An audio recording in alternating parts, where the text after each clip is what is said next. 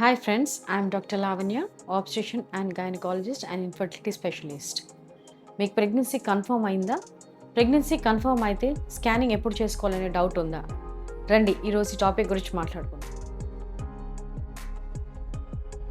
ఈరోజు ఒక పేషెంట్ వచ్చారనమాట. పీరియడ్ మిస్ అయ్యి వచ్చారు. సో పీరియడ్ మిస్ అయినప్పుడు చేసే 2 రకాల టెస్టులు ఏంటి? యూరిన్ ప్రెగ్నెన్సీ టెస్ట్, రెండవది స్కానింగ్. ఈ పేషెంట్కి యూరిన్ ప్రెగ్నెన్సీ టెస్ట్లో కన్ఫర్మ్ అయింది కాబట్టి నెక్స్ట్ స్టెప్లో స్కానింగ్ చేశాం.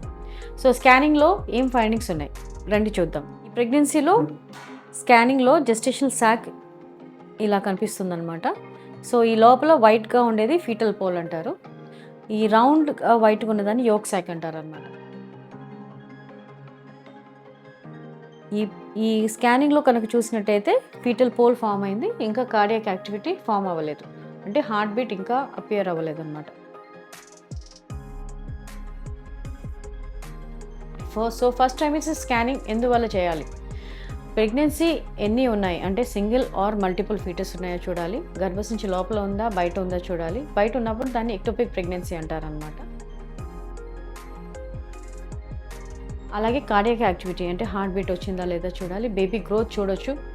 అదేవిధంగా యుట్రైన్ అబ్నార్మాలిటీస్ అంటే గర్భసంచిలో ఏదైనా అబ్నార్మాలిటీస్ ఉన్నాయా, ఓవరీస్లో ఏదైనా అబ్నార్మాలిటీస్ ఉన్నాయా, ఇవన్నీ మనం ఫస్ట్ ట్రైమిస్టర్ స్కానింగ్లో చూస్తామన్నమాట. చాలామందిలో స్కానింగ్ 3rd మంత్కి చేసుకోవచ్చు అనే అపోహ ఉంటుంది, కానీ అది కరెక్ట్ కాదు. ప్రెగ్నెన్సీ కన్ఫర్మ్ అయిన వెంటనే స్కానింగ్ చేసినప్పుడు డెలివరీ డేట్ అనేది కరెక్ట్గా ఎస్టిమేట్ చేయొచ్చు అనమాట. కొంతమందిలో రాంగ్ డేట్స్ కానీ ఇర్రెగ్యులర్ సైకిల్స్ ఉన్నప్పుడు డెలివరీ డేట్ ఎస్టిమేట్ చేయడం కష్టం. కానీ ఫస్ట్ ట్రైమిస్టర్ స్కానింగ్ అనేది చాలా కన్ఫర్మేటరీగా ఉంటుంది expected delivery date. For example ఈ పేషెంట్లో కనుక చూసినట్టయితే 6+3 వీక్స్ అంటే 6 వారాలు 3 రోజులు అనమాట ప్రస్తుతానికి బేబీకి. సో ఎక్స్పెక్టెడ్ డెలివరీ డేట్ ఎప్పుడు వస్తుంది? 17th October 2026. సో పేషెంట్కి డేట్స్ విషయంగా కన్ఫ్యూజ్ ఉన్నప్పుడు ఈ స్కానింగ్ డేట్ అనేది చాలా ఉపయోగపడుతుంది. సో పేషెంట్స్కి నేను అడ్వైస్ చేసేది ఏంటంటే ఫస్ట్ ప్రెగ్నెన్సీ కన్ఫర్మ్ అయిన వెంటనే కన్ఫర్మేటరీ స్కానింగ్ చేసుకుంటే చాలా మంచిది. Thank you.